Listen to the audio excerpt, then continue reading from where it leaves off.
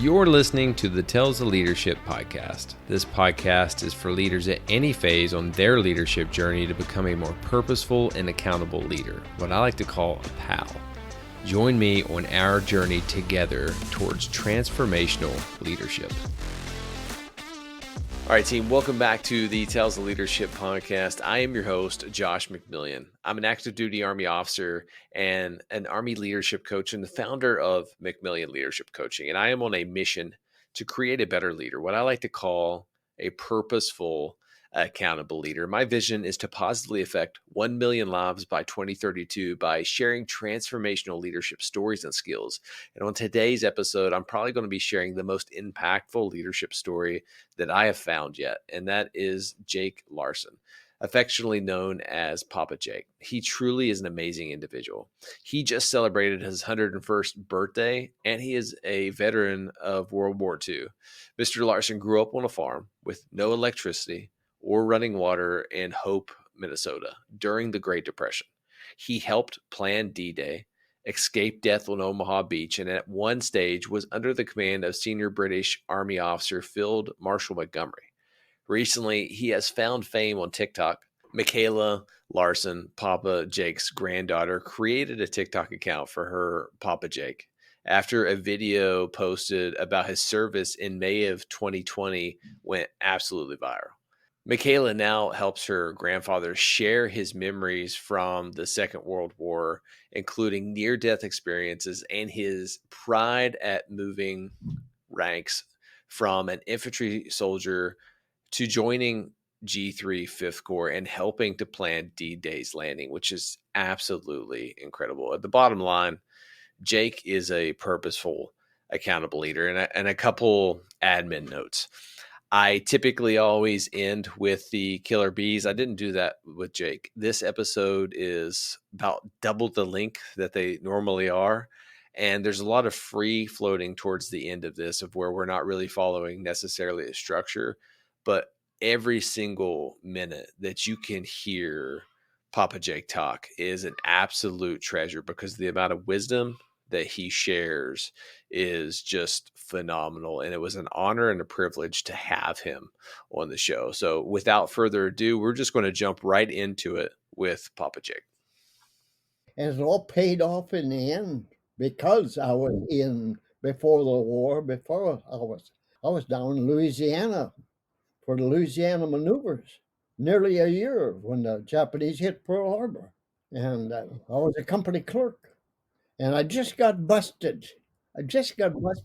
From a corporal down to a private when Pearl Harbor came. And it changed my life. I was sent overseas to North Ireland to help the British. And I got transferred into headquarters, G3, 5th Corps. I got in on the plans of the invasion, coming from an infantry. My life is unbelievable. If you haven't read my book, I would recommend you read that. I've got 11 teachers that teaching their history. They're using the book as the history. That's incredible. And so the book is, let me make sure I get The luckiest man in the world. The Luckiest Man in the World, and Amazon is the publisher, correct? Yes. So I am going to read that, and I had an opportunity to kind of at least skim through it. I don't have the book yet, but that is something that I plan to read, and that walks through really your whole story, starting in a homestead in South Dakota, and then you growing up on a family farm. Did you have 7 brothers, and then you had a sister? No, there were 6 boys and 2 girls. Okay, so 7 total siblings. Yeah. And 8, well, I had 7 siblings, but there was 8 of us in the family. I was number 7. The lucky number 7. There you Yes. I love that. You kind of growing up on a homestead. I would love to just start there because I'm just so curious of life is different now. I think like within families and the dynamics of families. Back then, everyone had chores that they had to do, and you had to do those chores before you could do other things that you wanted. What were some of the challenges that you had to face as a family together, and how did you guys work through that on the farm? Well, I grew up in the Depression. In 1923, I started growing up. I was born in 22, and people took me for a year older because there was only 11 days left in 1922. Yeah. It was 1923. So I started grade school, first grade, when I was 4 years old. And people say, well, how could you do that? Well, the school board said that if I turned 5 before the first of the year of the next year, I could start grade school early. So I graduated 8th grade, 12 years old, and started high school at 12 years old. It seems weird, huh? So you started high school at 12, but I know that didn't your brother help you get the opportunity to go to high school? My brother Earl, who was 14 years older than me, when I came home from passing the 8th grade in a country school, no electricity, no running water, and the teacher wrote a little note and put it in my pocket. On the way home, I had to read that note, and it said, Mr. and Mrs. Larson, I recommend you give Jake a chance to go to high school. He's a fast learner. So I put it back in my pocket and gave it to my mother. Of course, she shared it with my dad, and my dad said, there'll be no high school.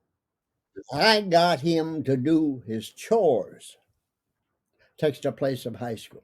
So all summer long, I did work around the farm, had chores to do, and the chores were taking care of the cattle and milking cows every morning, every night. And when school was on, we'd come in from the barn and clean up, eat breakfast, and then go to school. It's there was no electricity, no running water. Radio was just being heard of. The government was selling licenses to build your own station. And after they got the license, they didn't know what to do after they got the station built. They didn't know what to put on there. So a lot of them would read poems. It was crazy. Then Sears and Roebuck started a station in Chicago, and they put on the Saturday night barn dance. Gene Autry got his start there. He played there every Saturday night for $5 a night. Wow. It's crazy.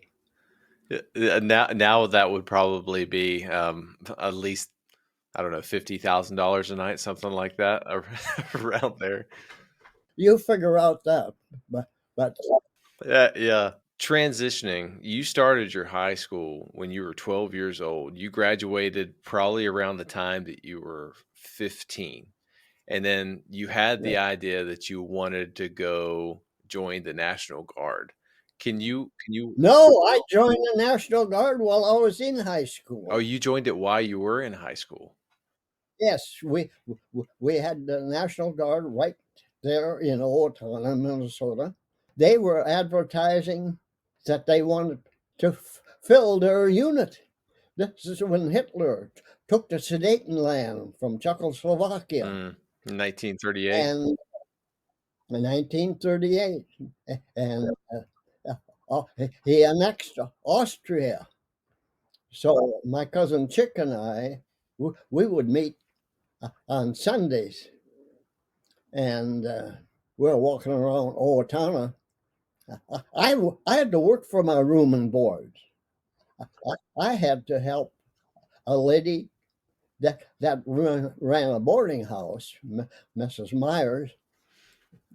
for 8 room and boarders. And it was my job for my room and board to help her do the dishes and clean up the mess after serving the people. And it was crazy. We had no money at all. So Chick and I were walking around by the Roxy Theater, and Gene Autry was featured.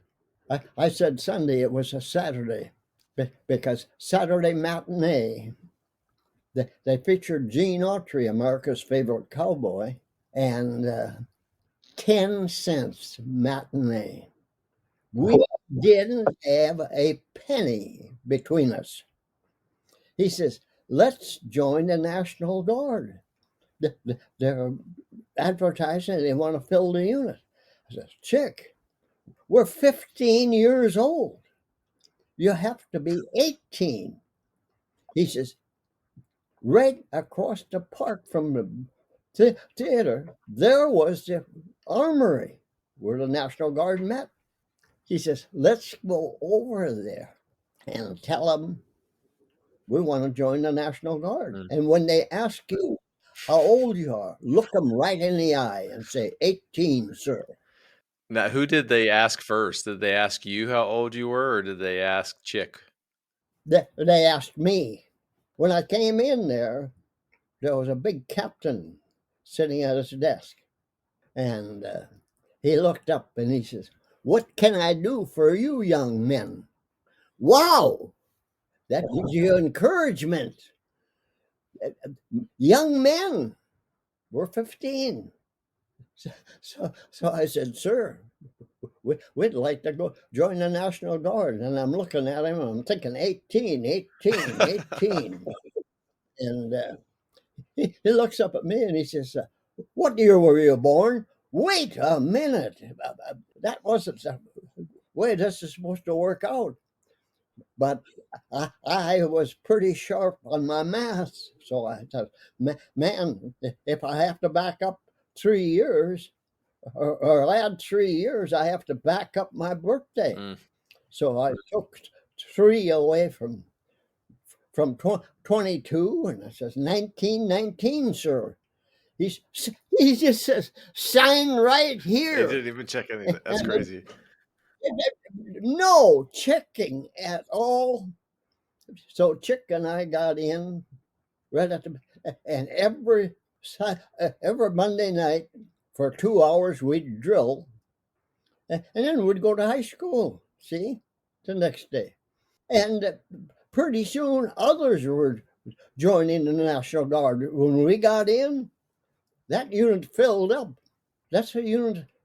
I went down to camp. We were put into federal service February 10th, 1941, before Pearl Harbor. So I got down there and I had appendicitis, and before they got me into the hospital, it burst, and I had some sick leave at home. And when I came back, I found out I was transferred to headquarters company as a company clerk because I had a year of typing while I was in high school. And that typing class that you took, what wasn't that predominantly for the female students, but you had an opportunity to do it? I was the one boy in a class of 30. Wow. But I could type 50 words a minute by the time I had 1 year in it. And those girls, You're better than me right now. those girls that took typing for a living, and they went 2 years of typing. It took for the second year. So now I'm at an impasse here. If you want to hear the rest of this story, it's going to take a time. Well, I would love to hear it all. 18, I know you go to Louisiana. I was stationed in Louisiana for 4 years at Fort Polk. I can't remember what the name of the new base is where they renamed it. What were your thoughts on Louisiana? Well, we weren't welcome. in 1941, the war was going on in Europe, and the United States was strictly against war. So, as soldiers, you'd likely be spit upon. And I remember going into Alexandria. We were at Camp Claiborne, 18 miles out of Alexandria, Louisiana. And we went in there on a Sunday, and we were going to the swimming pool. We went to the swimming pool, and it says, dogs and soldiers not allowed. Oh, wow. That's how we were treated. And that's a slap in the face to a youngster like I was at that time. Yeah, especially someone so young who's been willing to make a sacrifice and volunteer for their country. And right after that, shortly, Pearl Harbor happens, December 7th, 1941. Exactly. Yeah. What was that experience like? And you lived through 9/11 too. Was that similar to a 9/11 moment, or was that just something totally different? It was like unbelievable because we didn't even know what Pearl Harbor was. Pearl Harbor, what the Japanese bombed Pearl Harbor? Where's Pearl Harbor? We didn't know. But when we found out, the country found out about the same time we did. And that stirred up the people who voted against the war to volunteer. They actually volunteered their services. That's a major shift, I think, within like the U.S. at that time. Like that was a major shift. It was like they cut the head off the rooster, and they wanted to settle that score right away. Where did your World War II journey start? Was it in G3? Was that your first assignment of in that campaign? Well, it started right there in headquarters company. I was a company clerk for a headquarters company. You got to read the book. There's a lot of particulars in here. And when I got transferred in there, I was transferred in as a corporal, company clerk. And Captain Ray J. Erickson was my senior officer there, and he asked for a table of organization. Well, hell, I didn't even know what they were, but I went and got it, supply room, and I read exactly what everybody's job was in headquarters company. And the company clerk was supposed to be a sergeant with a corporal helper. I'm a corporal with no helper. I was supposed to be a sergeant. So I brought this up to Captain Erickson. And he says, I gave, before you got here, I gave that sergeant rating to one of my friends, and I can't just take it away from him and give it back. But I'll get you a helper. So he got me a helper that couldn't type. And he was a corporal. As a supply clerk. Wow. Now that's Colonel Schmidt came out and told the company clerks, this is when Pearl Harbor, right after Pearl Harbor happened. He knew we were going to go to war. So he came out and said, go back and tell your commanding officer that I'm authorizing 15-day furloughs back to Minnesota for all those who haven't had a furlough in the past year. So I went to Captain Erickson and told him that. Instead of saying, Corporal, you take care of that and make out the papers and everything, and I'll sign them. He said, Corporal, you go up, check those records, and for everybody who hasn't had a, a, furlough in the past year, you give them a furlough for 7 days. 7 days, sir. We're in Louisiana. This is the middle of winter in Minnesota. Uh, it's going to take them 7 days. They'll have to turn right around and come back. They'll probably make it to turn around and come back. He says, Corporal, I'm the commanding officer of this unit. You do as you're told. I said, yes, sir. Well, I found about 50 guys, 50, maybe 3, 4, including Jake Larson, who hadn't had a furlough in the past year.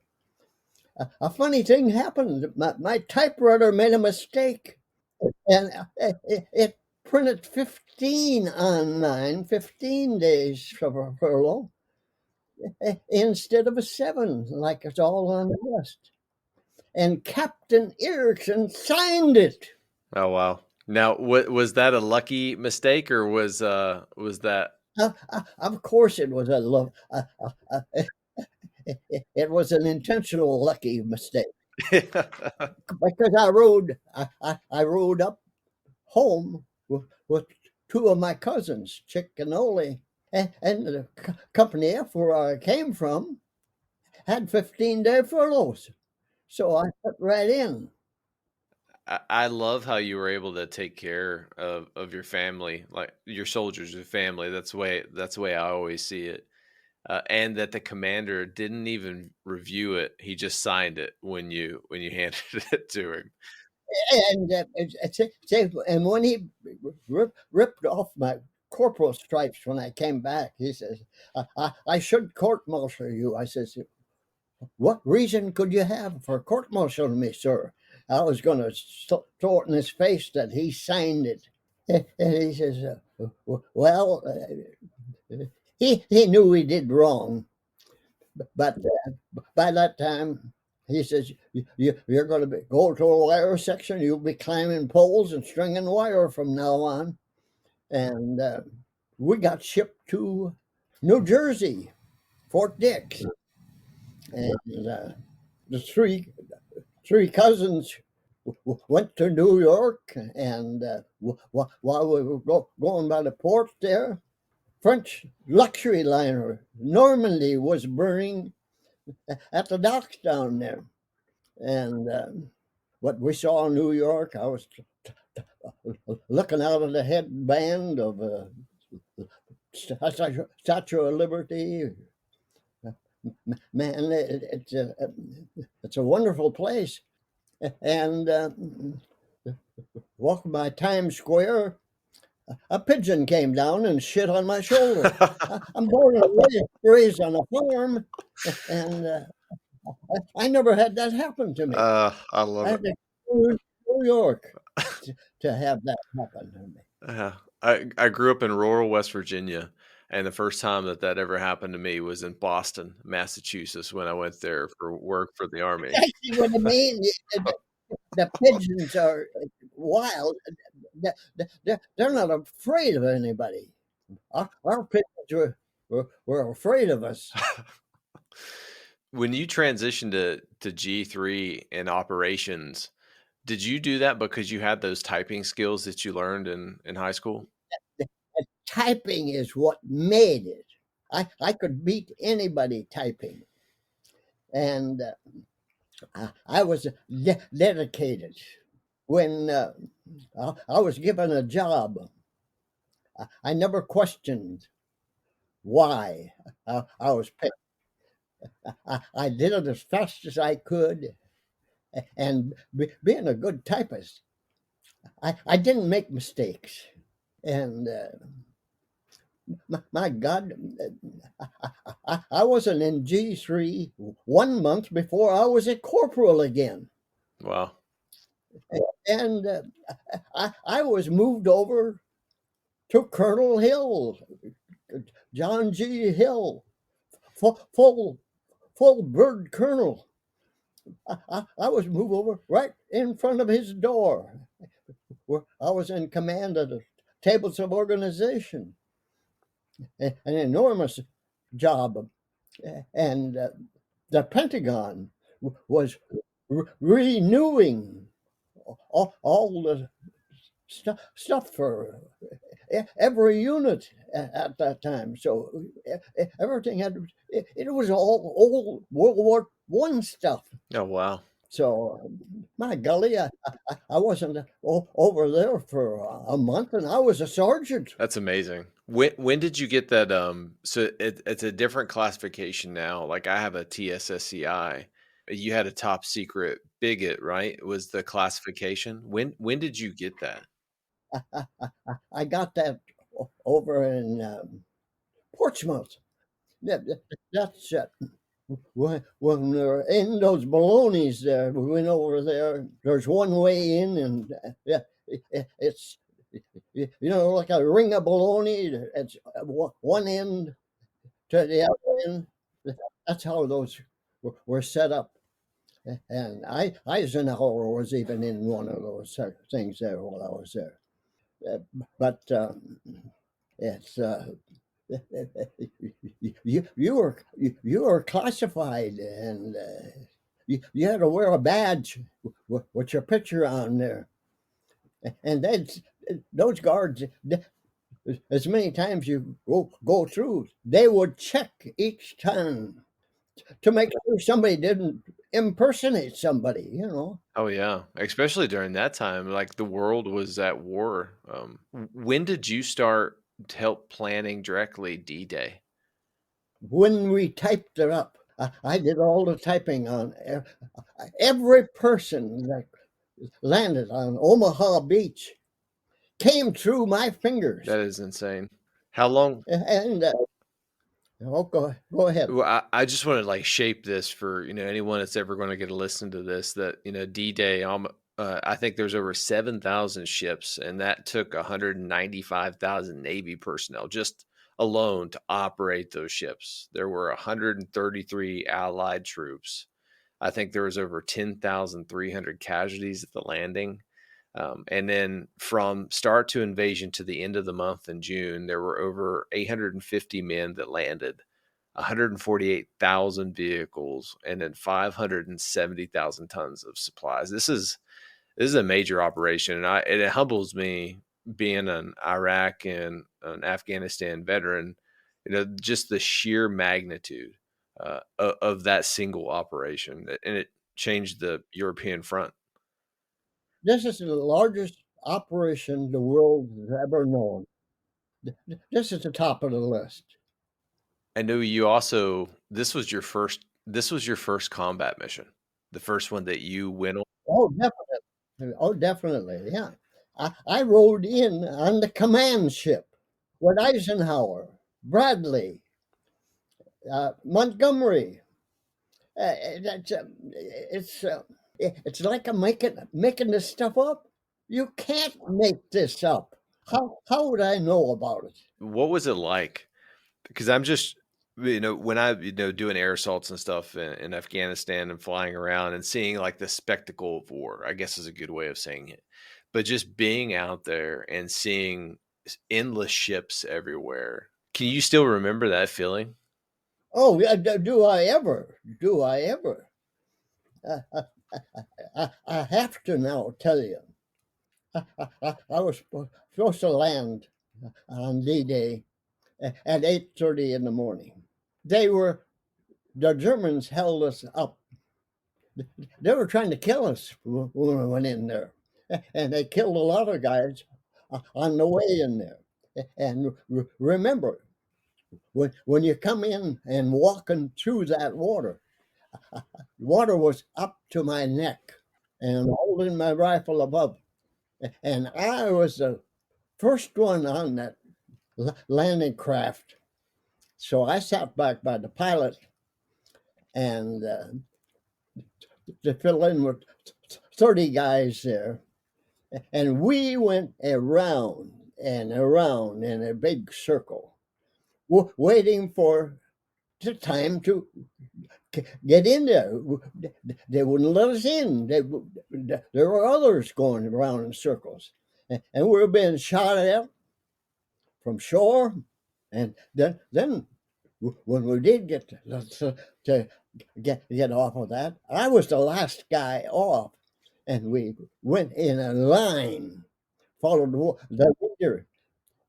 That beach under our feet was loaded with mines, over 1 million mines. And when you're going in there, other landing craft were going same as us. You know, they had to get in there, and they were walking one behind the other.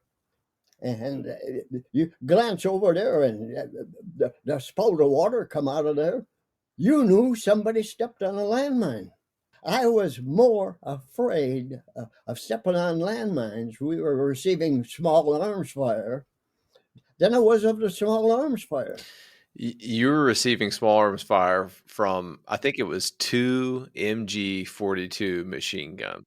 Yeah, we had 2 MG-42s. Yes, one on each side. I was shot. I was shot at, by a PKM round one time, and I was, scared.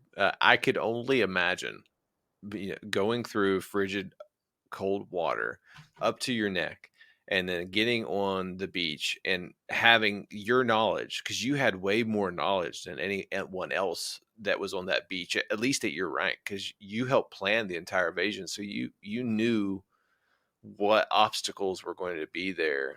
Over 1 million mines, with direct anti-tank obstacles fed in, and all of the different obstacles that were layered in terms of the wires.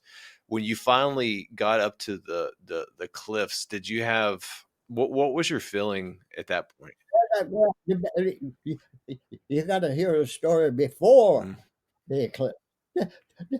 This is this is something that's unbelievable. I got up out of that water, and there was a little berm there of sandstone. And those 2 MG machine guns, one from either side of me, had me pinned down behind that little berm. And I got out a cigarette out of, I had a waterproof package there. I got out a cigarette. My damn matches were wet. And I sensed a soldier to my left, so I just hollered, "Hey, buddy, have you got a match?" And I got no answer. And I turned around and looked. His helmet was close to his head, but there was no head in the helmet. And it was like a miracle, like his soul was talking to me and said, "Get up and run right now." Hmm. And I did. And those 2 MG machine guns stopped firing. They probably reloaded Wow. or changed barrels or something. Who knows? But how did I know? How did I know when to get up and run? And then they picked me up again. And but I weighed 120 pounds. I was 5'10", and you know what I thought? This is man. Those Germans aren't trained to shoot toothpicks. Yes, you're too hard of a target.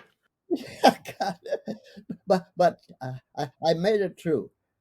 And now I lost a lot of memory. It's blocked out for some reason or another. Yeah. But the next thing I knew, Corporal Madison Rich, and I were digging our foxholes. It was a 7:15 at night. Wow. I don't know how we set up the command post. I don't remember. I don't remember at all setting that up. And of course, that's one of the major things Yeah. that I had to do. But it's a blank. So it's a blank in my book. You can't add anything that is not in your mind. So I found brand new litter laying on the ground. So I dug my foxhole a little bit longer and put the litter down in there, and figured, man, I'm going to sleep on dry canvas instead of wet sand. And somebody hollered from the command post, Sergeant Larson, Colonel Hill wants to see you immediately. So I went down, reported to Colonel Hill, and he says, Sergeant, First Army just called me. They want me to keep G3 open 24 hours a day. Wow. You're gonna run the night shift. I said, starting when? He said, starting right Starting now. right now. Yeah, yeah. I was just a three-stripe sergeant. I was 21 years old. Wow. And so I went back to Corporal Rich. And I said, Matty, he was getting his stuff put down in his foxhole. I said, you could sleep in my foxhole tonight. I got to work. I says, if you can use that litter. Jake, he says, I got my fort sack already here. So he threw his M1 Grand rifle on my litter and he went to sleep. I went to work. At midnight, a German reconnaissance plane came over, dropped these little handkerchief-sized flares, magnesium flares, to light up the place. Our anti-aircraft started shooting up at them. And I don't know how long that went on. But the next thing I remember, I was being relieved. 7:30 came. So I went over to Corporal Rich getting out of bed, and he picked up a grand rifle off of my litter, and it broke in two. A piece of shrapnel had come down and hit that rifle and broke it in two. If you think there isn't a God, you're talking to the wrong person. This is another example of how you were the luckiest man alive. That's amazing. Luckiest man in the world, I call him. That was the start of my luck. When you get an opportunity, when you went back for the 75th anniversary of D-Day and you were able to revisit that site, what was that experience like, being able to go back there? Would you? I, I went back with my son, and I told him about this little berm, and we had to come up on Omaha Beach there for the reporters. I came across that berm. That berm is still there. Yeah, all the stuff that was occupying Omaha Beach was not there, but that berm was. How is that possible? How is that possible that I'd come in the same place that I actually landed? I think I've heard this on another show, but you said this before. You are here. You're not a hero, and I absolutely love that. That you're here for a reason. I'm here too. I started that word, and I'm proud of that because it's what I live up to. I have TikTok. I'm a star on TikTok. Yeah, you are. You're kind of transitioning from the D-Day and then getting ready to move in to liberate Paris. That's another thing that is, I think you were the only U.S. service member to get the French Army Retired Soldier Medal. That's amazing in itself. What I'm kind of proud of is every night I took over Omaha Beach. I was in command of Omaha Beach. No one else was in command of that. That's incredible. I ran Omaha Beach, and I'm the only guy still alive in all the people I was with. How is that possible? How is any of this possible? How is it that I'm sitting here talking to you, 101 years old, without an acre of pain? How come these things come to my mind? I can remember the names, the times, and all these things. This stuff you don't read it in a book. I was in an Operation Tiger. I slept in sands.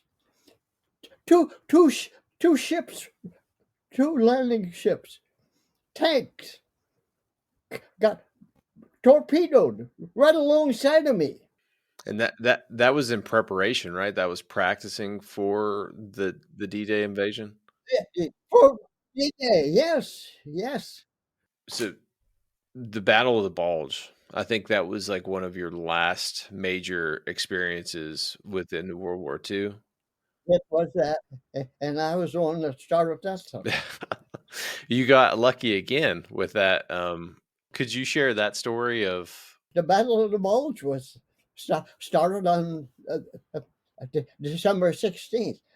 On December 15th, that night, Marlene Dietrich was going to perform for the troops. Doggone, I had to go to work. And that still irritates me that I didn't get to see her. And my good buddy, who was a master sergeant, was in signal, and he got to get her a telephone and talking to her and everything. So I got rubbed. you should tell her I was the commander at Omaha Beach. But it's at 2 o'clock in the morning. M MP Corporal drove up in his Jeep and came to a sliding stop in front of G3 that I had operating on a night shift. And he was so excited when he approached me. He saluted me, and I'm a staff sergeant, so you don't salute to staff sergeant. He saluted me and was talking at the same time. He says, "Sergeant, I'm from post number 6," and I was walking my post, and I looked up, and there were German parachutists coming down. I says, "What did you do next?" He says, "I jumped in a Jeep and came right up here." I said, "Good thinking." So I woke up Colonel Hill in his sleeping van, and while I was telling him that, he was dressing, and he said, "Go wake up General Dro and tell him what you told me." So I woke up General Dro, who was our commander of Fifth Corps, and people say, "What did General Dro tell you?" I said, "What do you mean?" I said, "Well, what did when you told General Dro that the Germans were dropping parachutes, what did he say to you?" I said, "I think he said, 'Thank you, Sergeant.'" Why would a general be discussing the thing with me, So, but it's one of the biggest days of my life. We had to put magnesium timers into our files. All of our stuff is top secret, bigot, and we didn't want the Germans to get any of that. And G3 got cut off from First Army, and that was the time of the Malmedy massacre. the tanks that went by, these prisoners that had their snowing and they had their hands in their hair, and this colonel from the tank corps ordered his commanders of the tanks as they went by those guys to shoot them with their machine guns. That and we heard that. That put a lot of fire against the Germans. It's one of the sad things that happen in war. There's always somebody getting killed. War's it's a chaotic place. Bad things happen even with the best intentions. And unfortunately, the Iraq and Afghanistan, those campaigns, you can read hundreds of books of bad things that happened during those conflicts. But 99% of the people make the right decisions, especially, in those times. And I'm glad that there were men like you during that time that was willing to volunteer at 15, joining the National Guard and the infantryman. So I'm a fellow infantryman. So it's a special place in my heart for that. The infantry, when you get into the infantry, you're going to die an infantryman. My typing saved me. Yeah. My ability to type put me all through everything. It's crazy. It really is crazy. But think 6 battles and never got a scratch. Came close, but close only counts in Horseshoes and hand grenades. and hand grenades. Yeah. My grandfather would always tell me that. I think the last major lucky break you got in World War II was the 45-day furlough. That was around December? Oh my God. Yeah. Could you share that story? Yeah. Oh, gladly. It was December 30th. And Colonel Hill called me in. He's on duty. I'm not on duty till midnight or till time to go to work at night, 7:30. So he called me in, and I thought, oh, what the heck is happening now? He says, Sergeant, I got a 45-day furlough for you back to the States. I said, sir, me? Yeah. He says, you're the senior one here. You got 127 points. 100 was made you available. It was my service time and time overseas. I spent 3 years over there. And I went down to France to this ex-submarine station. I lost the name of that place right now mentally, but it's in the book. And I got in there about 11 o'clock at night and turned the lights on in the barracks. They said I was supposed to have number one sleeping, and people were all, just the light off, just the light off. And I'm dressed in the winter for winter back there. And I got into my underwear and crawled in there, and I'm a fast go to sleeper. But something was jumping all over my chest. I got up and turned the light on. I was covered with fleas. Oh, wow. No, I got dressed again. I said, where's the supply room? They said, it's right down there, but he won't get up for you. I said, he'll get up for me. So I went down to the supply room and knocked on that screen door they got in the tent. I know a supply sergeant does not sleep outside his own tent. He's afraid somebody's going to come in and rip him off. So I pounded. Finally, what the hell are you pounding? What's going on? I just got in from, and I'm supposed to be sleeping. My bed is full of fleas. I need some flea powder. You go back, come to me in the morning. I'll get it for you. I said, you go right back to sleep, Sergeant. They're sergeants. I know that. I'm going to find the commanding officer of this unit and find out why my bed is full of fleas. Oh, hey, don't do that. I'll get up. I'll get you some food. So I went back and doused my bed up, and all these other guys were hollering about me having a light on and everything. Hey, can we blow or something? Oh, man, I can't understand. Somebody could go to sleep with fleas. Yeah, that's insane. You make it back. Do you go back to Hope, Minnesota when you get back?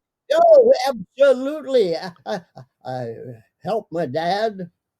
He only had one boy there. That was Leo. Leo. By that time, I came back. They had electricity, the milking machine. Leo did the milking machine. The milking machine, what we used to do all by hand, completely different. And then my 45 days were up. It took me 51 days to travel from Europe to get to Fort Snelling. 51 days. It, it's like a slow boat to China. But that didn't count off of that travel time, did not count off of my furlough. So I had 45 days when I got back. And that was the first part of March. And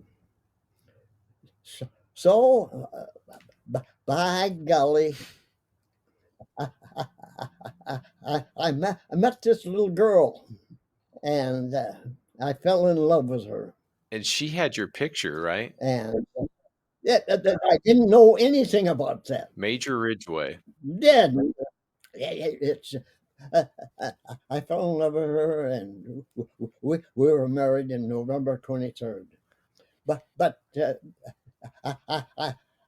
when my time was up, I went up to Fort Snelling and waited there for a captain to call me in, and he said, "I just got word from the Pentagon. I can send you back to your unit, or I can give you a discharge." You can give me a discharge? I'm one of the first 12 discharged before the war is over. Wow. My mother was dying from leakage of the heart. I didn't even call home. I just rode the bus down. I got the neighbor to come in. He had a phone. Yeah, and take me home. I never saw anyone so happy as my mother. Team, let's take a quick break from this episode, and I want to share an additional leadership resource with you, and that is one-on-one leadership coaching through McMillian Leadership Coaching. So, what do? I help leaders discover their purpose, create a long-term growth plan, and take inspired action. I believe everything rises and falls on leadership, and regardless of where you are in life, one fact is true. You are a leader of others, you are a leader of your family, and most importantly, you are a leader of yourself. To lead others well, that starts by leading yourself well. If you want to learn more, you can go to McMillionLeadershipCoaching.com and schedule a free call today. Back to the episode. That's amazing.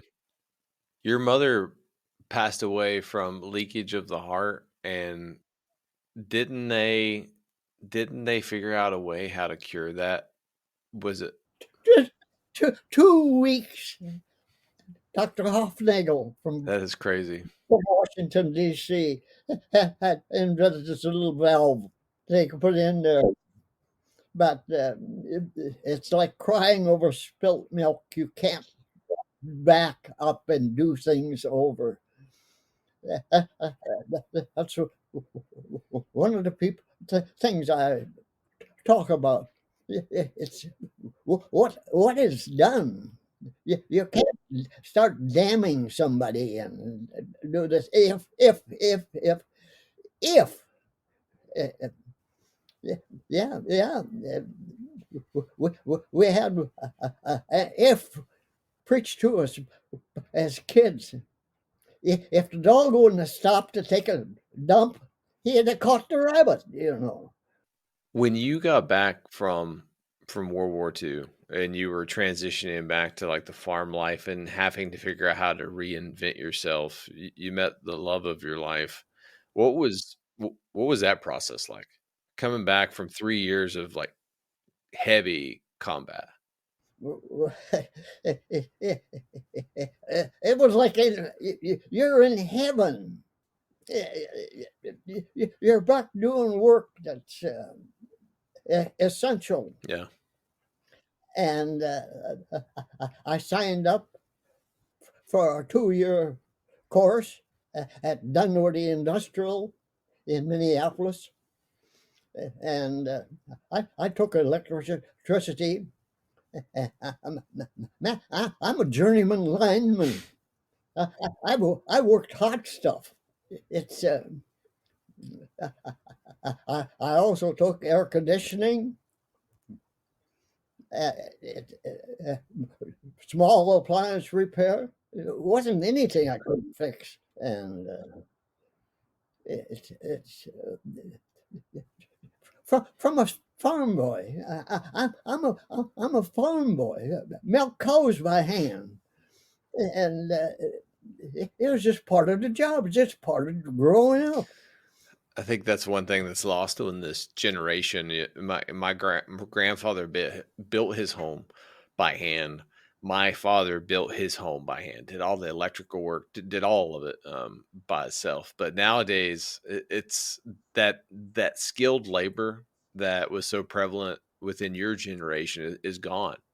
Now everything's virtual or digital, or there's a way to do it to where you don't have to understand how to do that detailed complex work. But I love how you were able to continuously reinvent yourself throughout your entire life, and just freely do it, of how easy you were able to adapt into those types of situations. Before going any further, I want to tell you, I thought I'd be happy running a service Yeah. station. And I ran one for Texaco for a year. I lost over $2,000 of my own money. And the state closed down the it wasn't a freeway at that time, just a two-lane cement road, and they closed it down to refurbish it. Minnesota, you got to do something in the summer. You can't do it in the winter. Hmm. There is no work in the winter on roads. So they closed my way to the station, and Texaco told me, you signed a contract with us. You agreed to 30,000 gallons of gasoline every month. We can dump that on you. And I said, well, you could find a place to dump this station too, because I'm going to quit you. Hmm. And I went to work for a municipal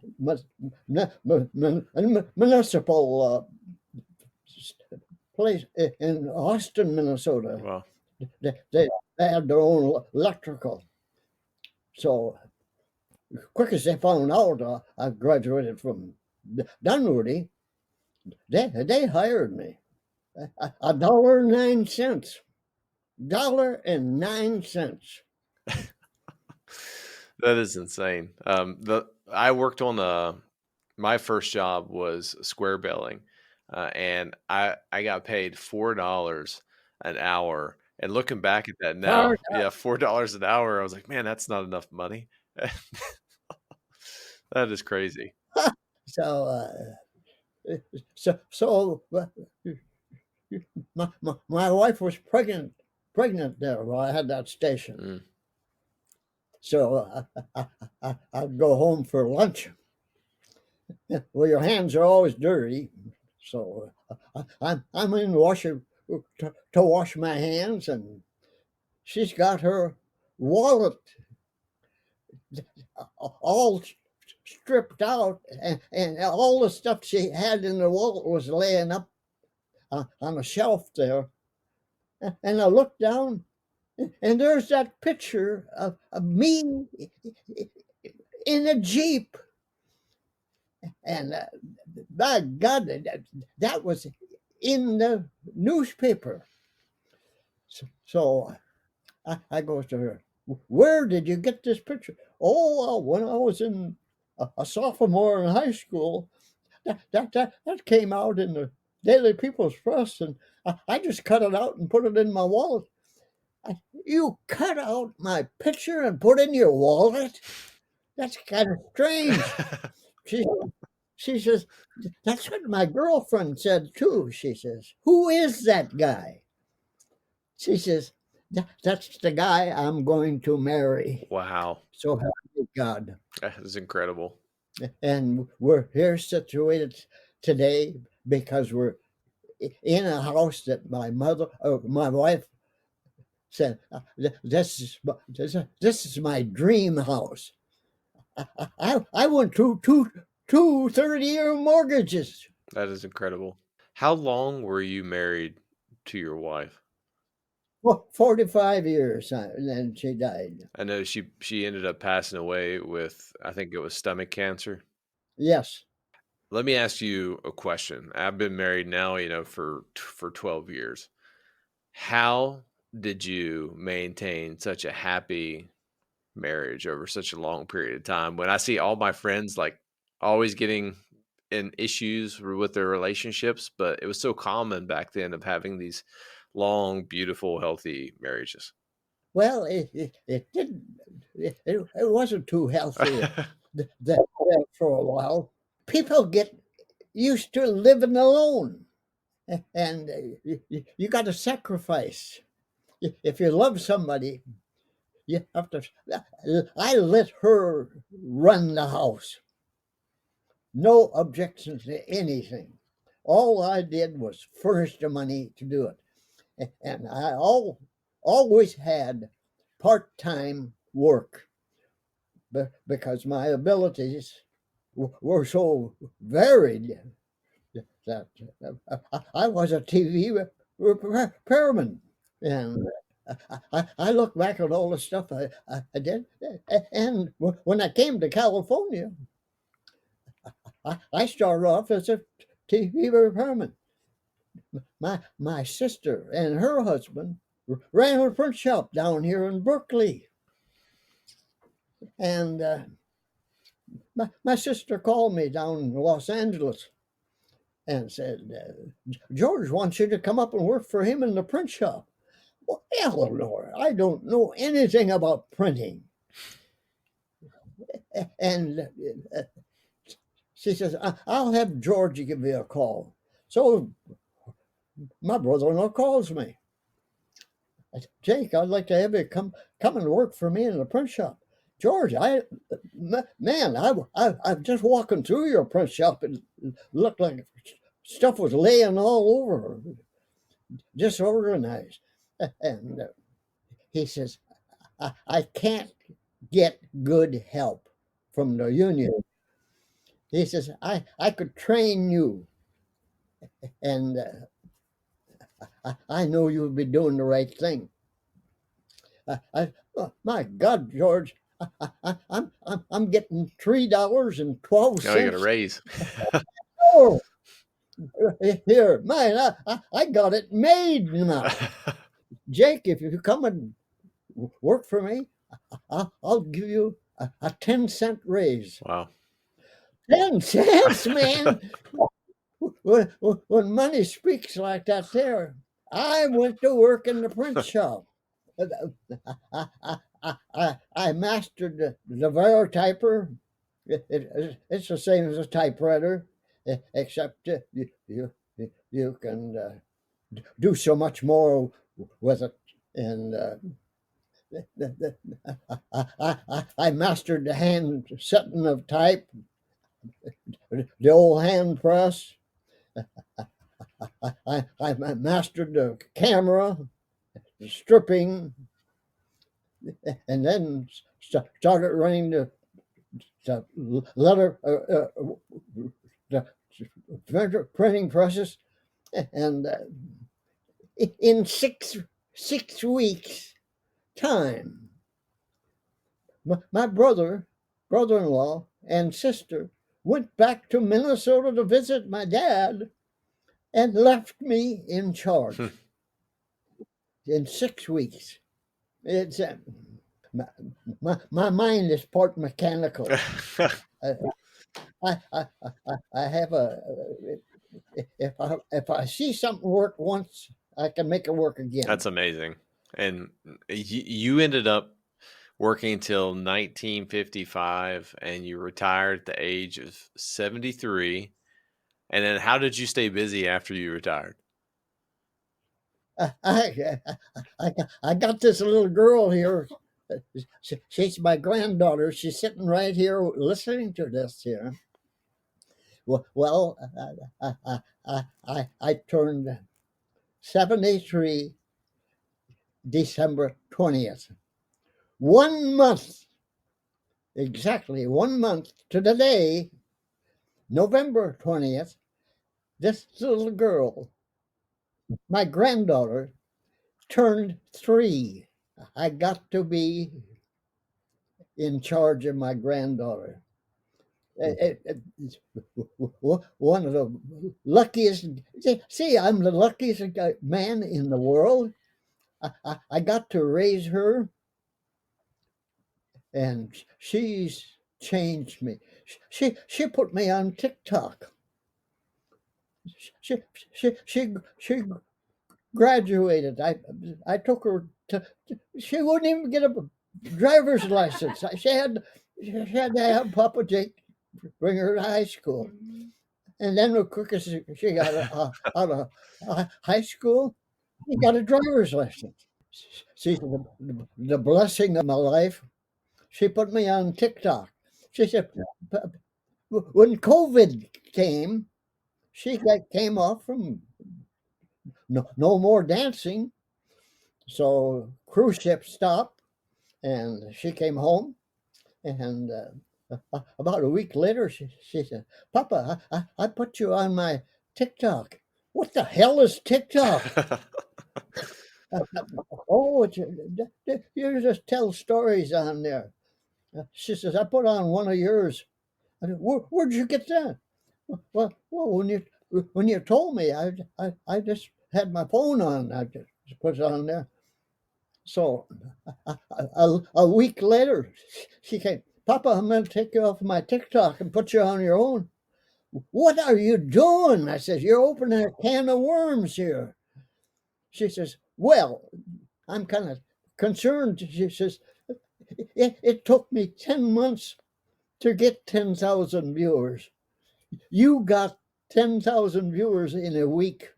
The world wants you've lived through some of the biggest events in world history that I can think of, and your ability to recall information at this age it's just truly inspiring. It really is. I am amazed of just how sharp your recollection of those times were, and how you have such a vivid memory and can recall that information. And your granddaughter too. I know you're listening to this, but thank you for helping set this up and sharing Papa Jake's story, because it's an absolute blessing to the world. It really is. She's certainly a blessing to me. She's sitting right here now. Uh, when I speak Kayla's name, her name is Michaela. They said we're going to name the baby Michaela. I said, oh no, Kayla.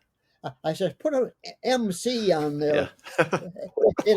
It'll be more distinct. Yeah. I said, everybody is named Kayla now, it seems like. Yeah. Everyone with an MC at the front of their name, they're just way cooler. I can attest to that.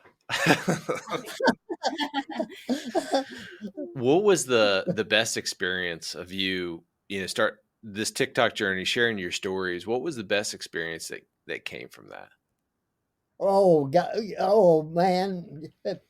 I didn't tell you about we were sent to North Ireland in 1942. I went over there with the 34th Infantry Division, and I was in the 135th Infantry Regiment. That's the motto of that regiment is "To the last man," and I am that last man. Can you believe that? Can you really believe that? It's crazy. I don't know how this stuff just keeps happening to me. I do go out and look for these things. I got a call from one of our friends in Atlanta, Georgia. Delta Airlines been hauling me back and forth to Europe. And one of the pilots for airlines, I fell in love with on the 78th anniversary of D-Day. She pushed my wheelchair around. She's a pilot. She's a pilot, and she piloted my wheelchair around, and we fell in love with each other, and we corresponded, and she's going to be flying the Big Bird over the ocean. Sleepers in there and everything. That woman is just unbelievable. When we went on the 79th, I met her. She was co-pilot then on the ship. That were 43 of us, 43 veterans going over on the 79th. And I met her, and I took this hat I'm wearing right now, and I put it on her head, and some photographer there took a picture of me with her there. That was in the Atlanta Journal down there, and that picture was picked for picture of the year. Wow. How this stuff just keeps happening to me. It's crazy. It couldn't happen to a better, more humble person. And in respect to your time, I know we only touched the surface of a lot of the questions that I could have asked you, but the one big question that I'd love to end with is, what advice would you offer an individual or someone that's just getting ready to start into their career, start their own leadership journey? What advice would you give them? That's kind of a difficult one, but if you're going to work for somebody, or you want somebody to work for you, you got to realize everybody isn't born with the knowledge that you think they have. Be lenient. I never had any problem with anybody working for me while I was in the service. If they didn't know how to do something, I taught them how to do it, how to do it the right way. And it always worked out. I never had to pull rank, like I say. I don't even know how to pull rank.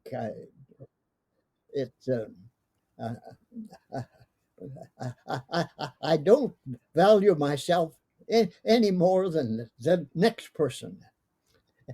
And I am, when I say I'm the luckiest man in the world, I got that way by doing my job the way the colonel wanted it done. That's why he picked me. Yeah, of the 30 people there, he picked me, and I was one of the latecomers. That tells you something there. When you satisfy somebody like he became a general after I left. Yeah, so it's all those plans he made there. I was right by his side. That's I really think I don't know where I'm bragging about what I can do and what I can't do, and people call me a hero. I started to hear two stuff. I just said here I took that O off and put a T O. People say, "Oh, what in the world is a here to?" Well, that opened up the gates for me. I'm here to tell you I'm not the hero. Those guys that paved the way for me and gave their life, they're the heroes. They're the heroes. And I preach that. Every but of all my sermons, and they are sermons for those guys. And I believe there is an afterlife. So many things happen to me that are not ever say it's just coincidence. You can't have that many coincidences. No, that's statistically I never, impossible. I never had a childhood ailment, and my younger 2 year younger brother had everything. Well, for brothers, how come I never had any of that stuff? It there's something weird. Well, I generally believe that everyone is made from God with a purpose. We're all designed for the Yep. purpose, and we all have a direction. And your purpose, you're living it. I think you're sharing your stories and you're glorifying the men that you served with during World War II, and you're just carrying their memories to the current generation that we're in right now. And I genuinely mean this. It was the hallmark of my day and the whole year. Nothing's going to beat this for me for 2024. Getting an opportunity Come to on. talk with you. And I'm serious. To get an opportunity to talk with you has been a humbling experience. And the last thing I want to ask is if someone would want to reach out and find you or add value to you in any way, how could they do that? Just just continue what you're doing. Tune in to tune in and listen to me on TikTok. Uh, I have everything that I need in life. I'm loved. I love when I say I'm the luckiest man in the world. When you got a family like I got, how could you not love them? It's they're taking care of this old man, and people say, "My goodness, you're 101 now," and what is the purpose of life? Are you enjoying this? You're living into an age everybody wants to reach that age. I says, look, the thing with reaching my age is I don't have any friends left that I was born raised with. There's nobody. Every person I was in the service with, my buddies who would put up their life for me, are gone. They're all gone. Everybody is trying to reach up here. It's been a job for me to get here. I had a stroke. I couldn't move, and I woke up in the morning, and my oldest son lives above me, and my younger son lives alongside of me, and my alarm went off in the morning. I couldn't get up and shut it off. My mind was as clear as right now, and I thought, what's going to happen? I couldn't reach over for the phone. I couldn't move. And my oldest son came down. The radio was going on. When I get up, I shut it off. He says, Dad, you got a problem?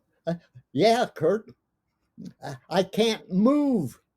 And my brother tells me, you better get me to the bathroom. And he says, okay, I'll get Carl. And so they came and started to get me to the bathroom, and I passed out. I must have got up and fell when I had that stroke. My tailbone was broke, and that was the reason for me to pass out. But I recovered from that. A little atrophy in my left hand, and I dragged my left foot a little bit. But I think it increased my mental ability. Because I got one hell of a memory.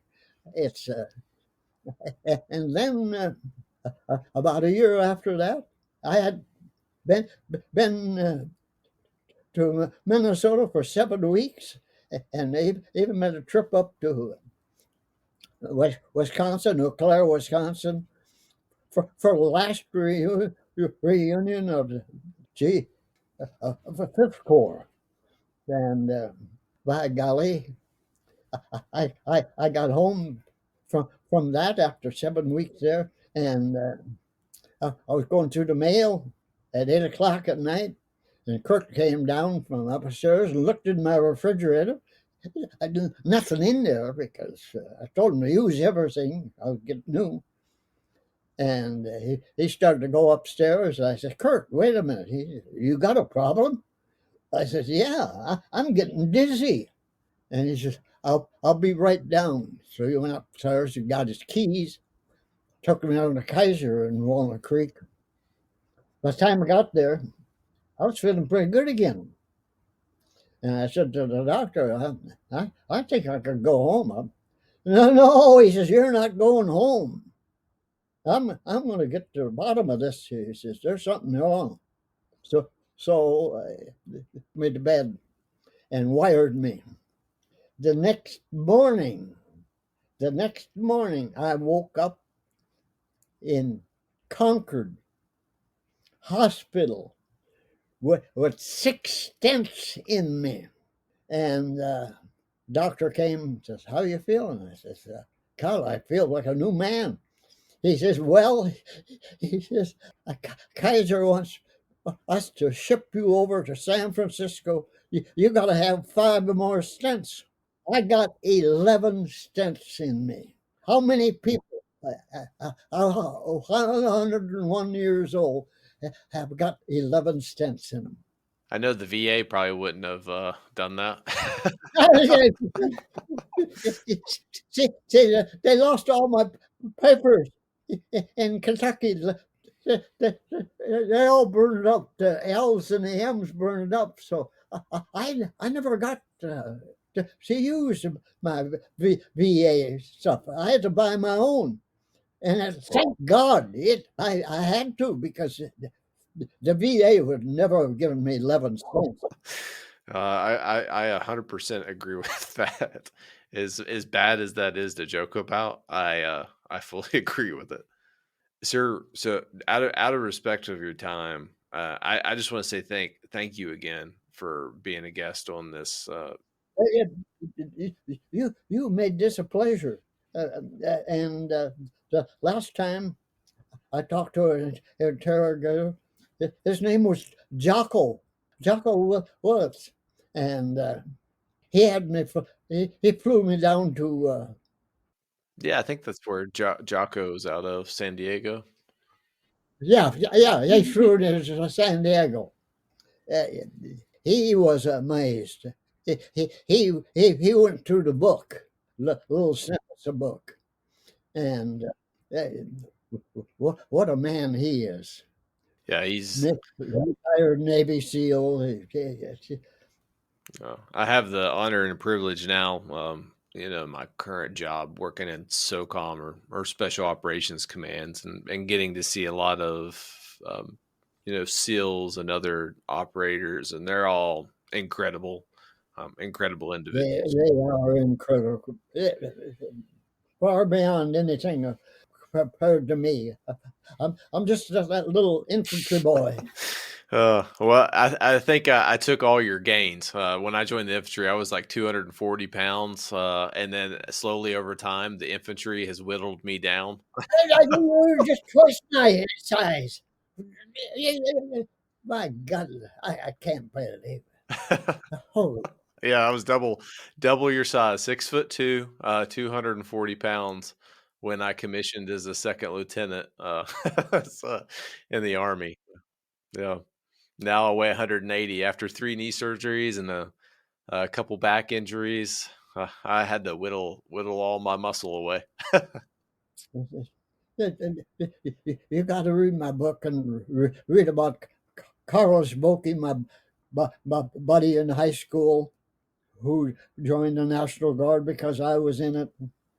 And we went down to Camp Claiborne, and I got to be company clerk, and so we'd meet on Sundays. And he says, Jake, let's join the Air Corps. They're trying to, pilots should come to the Air Corps. They started the Air Corps down in Florida. And I said, well, what's the benefit of that? I said, I got a good job now, man. Company clerk. I don't have to get out in the field, belly up and belly down. And he says, well, you become a officer when you graduate there. I says, what's the benefit of that? Well, it's the money. The money speaks. So we went down and signed up for Air Corps. We got to pass a physical for that. I passed everything except my eyes. You're colorblind? I was born colorblind. Wow. So Carlos went to Florida. I went back to work, and then I went to, when the Japanese hit Pearl Harbor, I went overseas to North Ireland, and I went back to North Ireland. That was 2 years ago, isn't that? No? Mm-hmm. 2 years ago. They co-funded me. They paid our way over there because I mentioned I was stationed in God, I can't think of the name. Brownlow House? Brownlow House. That's a house with 365 rooms. That's a castle. And I was, G3 was in there. We had our own room. And when they found that out, there's no one else alive. They co-funded and had me come over there. They invited us back out to Brownlow House. They're going to have a special day for me. Show me what's happening in Brownlow House. So we drives there, and we come up there. There's the American flag is flying up on top.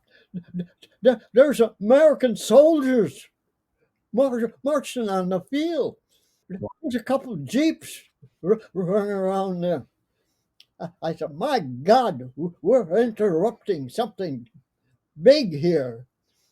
What in the world did you ever tell us to come here at this time when they got operations like that? The next thing I knew, I was being escorted over to a Jeep and given it a Jeep ride. They were actors. They were actors acting for me. And they had a big round table there where all the important people sat. And I sat at the head of the table. They had the embassies from 5 countries: France, Germany, Luxembourg, Belgium, the United States. And they were each were to get up and read all these accolades, and I thought it was a farce. I thought this was made up. There's nobody could be that important that they'd read all these accolades to. And then the United States ambassador got up and he started off with the accolades, and then his last sentence was, "This day, March 18th, will forever be called Jake Larson Day." I got a day name for me. Yeah, how many people you know get a day name for him? A country boy with a day name for him. With an incredible life, an absolutely incredible story. It's weird. It's weird. It's just weird. And while we're over there, we made another family, and we become close friends. And I got introduced to the family. Got 3 boys and 3 girls, and that woman was reading my book when we came. She was reading my book over in Ireland. And that one of the boys got a hold of that book after we left, and he wrote a song about my book. That book you could get on YouTube. That song you could get it on YouTube. Yeah, it's crazy that the stuff that happens to me. I don't mean for this to happen. It just happens. Well, you deserve it. Everything that you've done in service to this nation, and continue to do. You continue to bring light to all the service members that you served with and honor their memory, and everything that you have done in the past is genuinely amazing. And everything that comes your way, again, I believe everyone's created for a purpose from God, and I believe you're filling that purpose out right now, sharing the stories, continuing to share those stories, and it's been a humbling experience just being able to hear those. Well, I'm not looking for glory. I've got the best life in the world. I'm a very positive person. There's no negativity in whatsoever. Everything is positive. If there's anything that I can ever do, and to Michaela too, as well, if there's anything I can ever do for you guys, do not hesitate to reach out and ask for me, because I would gladly do it. That, that that is the most wonderful gift anyone can give. Your own service. Well, sir, I appreciate your time, Michaela. Again, thank you for setting this up, and I mean that. If you ever need anything, I'm always here. Us mix have to stick together, right? Absolutely. Absolutely. No. Well, it's been a pleasure talking to you. Your army, yeah, and we understand each other. Yeah, we speak the language. I could nowadays. I joke that I can talk acronyms to someone in the military, and they can just understand it, but everyone else is like, "What language are you speaking?" Speaking We're Army. speaking of, yes, yeah. Proud to come from the National Guard, from a little old hayseed, hayseed kid, and it's crazy. That's the only word anybody of us can think about. It, yeah, not only is it crazy, but it's getting crazier. You would not believe what NBC is doing right now. They're getting ready for the Summer Olympics in France. They found out that I befriended some of these little kids over there, a couple girls and their brother. And they saw when I went over there, these kids tackling me all around my wheelchair, hugging me and kissing me, and they learned to say one thing in English: "I love you, Papa Jake." God, I got happy tears talking about it. NBC picked up on that. They, they, they had me covered with wires. Our last trip, the 79th to D-Day, and they came over and photographed me every which way you can think of. And they photographed those children.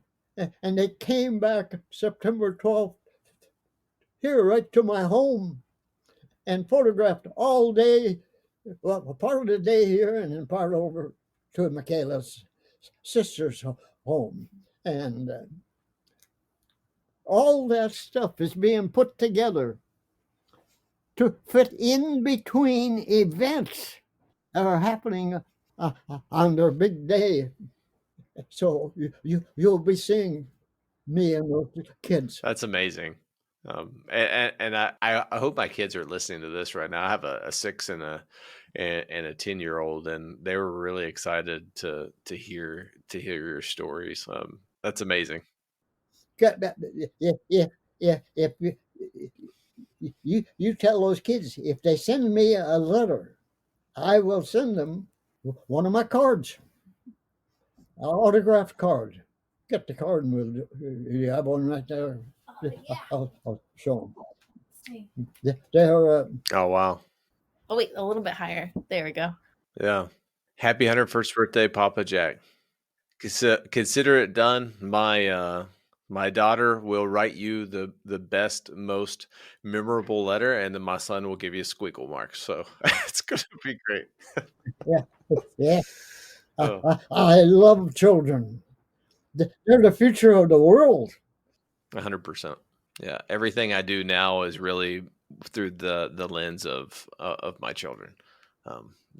Almost all my actions now are they going to be productive members of society, and am I giving them the tools and to be successful in life? Yeah, that's amazing. I got happy tears. I really do. Thank you. It's an honor for this old man to be sitting here. I don't look for praise. It's I don't need praise. I'm so blessed. It's just it's crazy, and it just keeps on going. We spent last summer in Minnesota at the Steele County Free Fair. The fair was put on in my honor. Every day of that fair, I stood there. I sat there signing books or autographs, and they had to limit the people to 4 minutes with me. It's crazy. I would never stand in line to talk to me.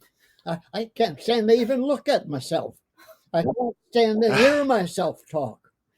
I can't stand to hear myself talk.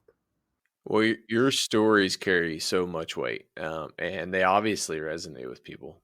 With the large following that you've built, people want to hear your stories, want to hear those inspiring stories, and you need to continue to do it because the world needs light, especially now.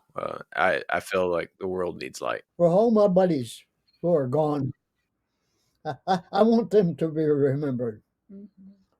Because I wasn't out over there by myself. It's those guys that were with me. They made the way for me. You don't think of that till you get home. There's a lot of old guys over there. When they got home, it was always about them, what they did, what they did. I'm a different person.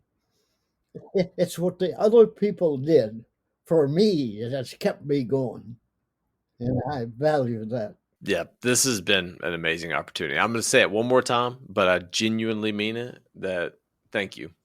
Yeah, thank you for the hour and 49 minutes that we've been able to share. Thank you for sharing your stories. It's been amazing. I can't believe it's been that long.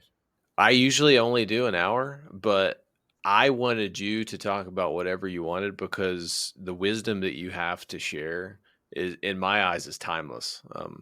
And I wanted to make sure that I could capture as much of that wisdom as possible. I want to tell you, the University of Delaware has got a history professor there. He called me. He made arrangements to come back here to my home. He interviewed me for 4 hours. 4 hours. He's using that interview to train his future history professors at the Delaware University. And that interview is now in Eisenhower Library in Kansas. Two entries in the Library of Congress, two Veterans Days in a row. I've been back in Washington being interviewed for go to the Library of Congress. I don't do this to get into a library. It just happens. It just happens to me. I don't understand it. If you ever find yourself back in Washington, D.C., anyone in your family, you always have a place to stay.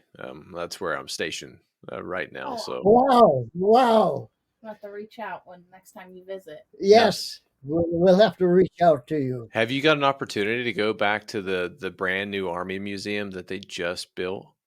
And it is a phenomenal museum. It's a world-class museum. No. I think you would love that.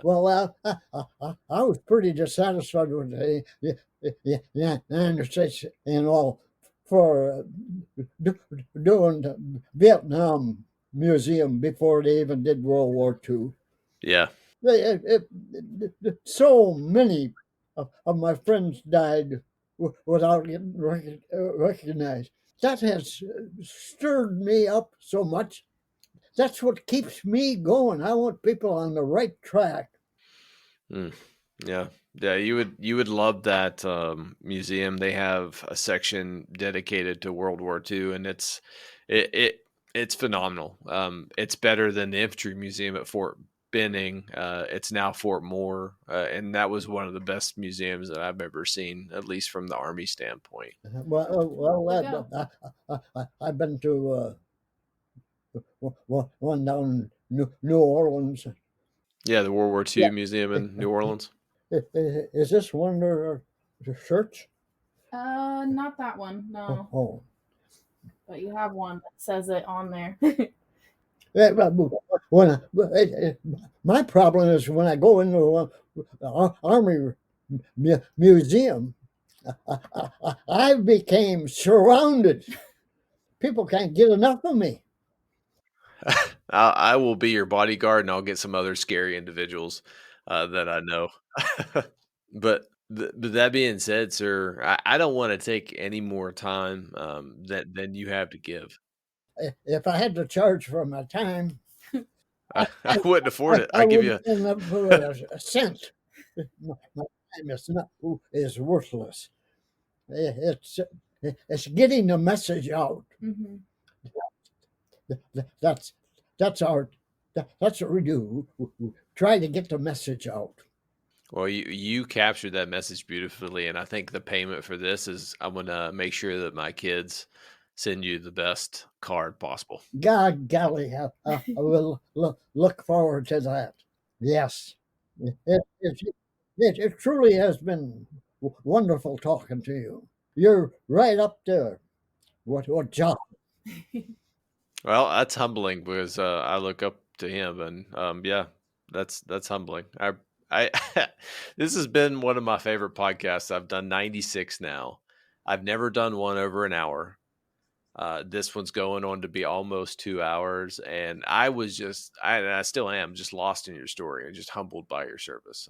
It's absolutely incredible, and what you continue to do to share the memories of those who have fought and bringing them along your journey and touching so many lives today. It's incredible. I always call people a servant leader, a purposeful, accountable leader, or a pal, and you are the embodiment of that, of a purposeful and accountable leader. And thank you for everything that you do. You continue to do. You bring light into this world, and it's amazing. When all these birthday cards I got here, my golly, it's going to take a while to get through them. But every one of them, we answer every one of them because everybody that writes in is important to me. We need people to keep it interested in giving thanks to those people above who never got thanked. There, the museum came in long after, but a lot of these people were dead. Yeah, that's incredible. I being an Afghanistan and Iraq war veteran, like there was museums in combat operations that I've been in that I can go visit right now, but I could not imagine being in such a major conflict that shaped the world as we know it right now, and not having a museum to kind of go back to. And one of my first deployment to Afghanistan, we lost several soldiers during that one, and we didn't have a memorial. It took them 5 years to do, but to us, like that was almost unacceptable. Like it took you 5 years to build that memorial. It should have been done, within a year. I could only imagine what the veterans of World War II felt when it took them that long to build. Well, so many people, and we didn't have the VA to back up on. I didn't have it at all because my service records were all burned up, and it was pathetic. I had to buy my own insurance. It's probably why I'm alive though today. The VA. But they did give me hearing aids, man. Yeah, I didn't have to pay for these babies. That's awesome. I love it. I love it. So I think Kayla here is shutting down. So Ready for dinner time? yes. Yeah, and I got to get ready to go play dad and put my son to bed. And again, it's been an absolute honor. Thank you, Michaela, for setting this up, and then Papa Jake, thank you for just being you. Anytime. All right, take care. Bye. Bye. Have a good one, guys. Thank you. All right, team. What a phenomenal episode with Jake Larson. I mean, how could you not leave this episode with a sense of wonder? Everything that he has done is just absolutely an incredible story. And I never thought in my lifetime that I was going to have an opportunity to speak with a World War II veteran. Really, this was something that's, on my bucket list, and I had an opportunity to do so. And his ability just to recall information, it's astounding. I am truly amazed. And how long and the stamina that he has that we could go. It's funny, his granddaughter Michaela, I think, had to kick us off because I had such a curious mind. I was lost in his story of just the wisdom that he had to share. So it's time for our after action review. So what are the top 3 takeaways that I took from this episode? And that's a hard ask because there was a lot. And I also, full transparency, did a horrible job taking notes because I was just so lost in his story. But I distilled it down to, I think, 3 lessons that I learned from Papa Jake. And number 1 is sacrifice. How he sacrificed his entire life, starting off growing up on a farm in Minnesota. Every single person in his family had a chore. They had a job, they had a task, they had a purpose, and they had to work together as a team to accomplish that because he was growing up during the Great Depression. That's a level of sacrifice and hard that I do not fully understand or comprehend because I grew up in a different time. But I know that my grandparents that are no longer here with me grew up during that time, and it forged them into such a resilient and reliant group of people that could overcome anything. They could build anything. They could do anything. And it's like my grandfather built his home, did all the electrical work. Just a different level of sacrifice that he went through his entire life.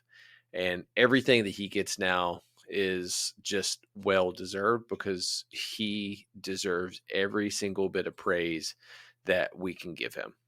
And him continuing to share the memory of those and honoring those who served before him and served with him and serve after him is just absolutely incredible. The second key takeaway that I got is being lenient and teaching people what right looks like. And that's easily done, often overlooked, especially nowadays.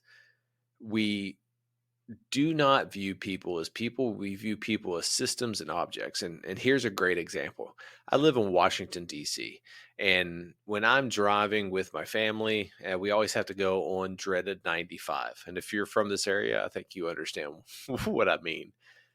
But people are quick to blow horns at you when you're trying to merge into traffic, even if you're using the signal light and all the proper driving technique. But they don't make eye contact with you.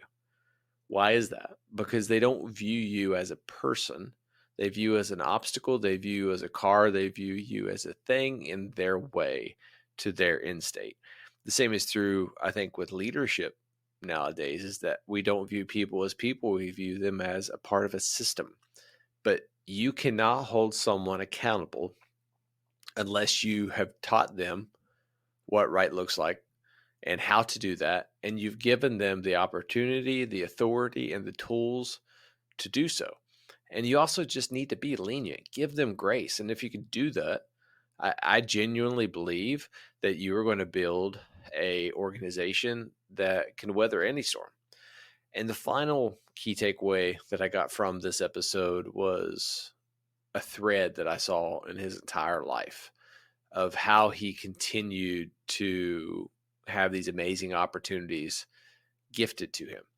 Well, I believe it's because he always did the best possible job in whatever job he found himself in. And that's so true in life, is that you never know where you're going to end up.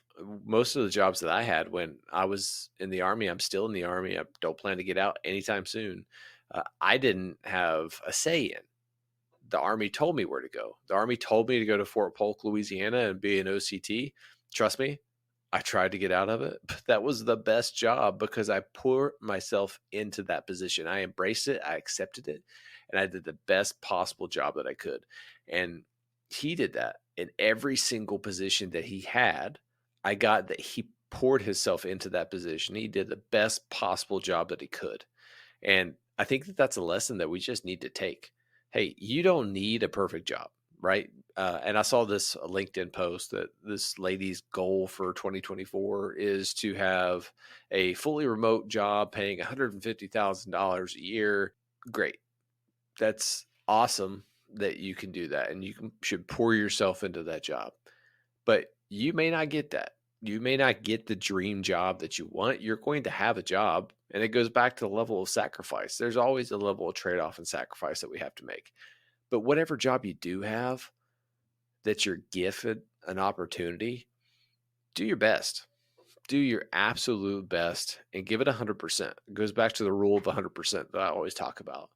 You can only give your best effort. And if you can honestly leave and answer the question, did I give my 100%? And if you can say yes to that, that's awesome, because that's all you can do. All right, team. This has been a phenomenal episode. It's been a longer podcast than I normally do. It's been a different type of format than I typically do, but it's been worth it because everything that Papa Jake shared has been phenomenal. And this is a once-in-a-lifetime opportunity, and I wanted to give him the platform to talk as much as he wanted to and share his message with the world. But do me a favor. If you like the content that I continuously produce for you guys, share this podcast. Share it with your family, share it with your friends, share it with the world. And make sure you review this podcast. Whatever platform you're listening to, give me a 5-star review. Follow me on social media. Go to McMillionLeadershipCoaching.com. See the additional leadership resources that I have to offer, to include all the additional podcast episodes and articles or blogs that I've written with different leadership tools that can help you be a better leader and bring light into this world. And as always, make sure you are giving every single day your 100%. I'm your host, Josh McMillion, saying every day is a gift. Don't waste yours. I'll see you next time.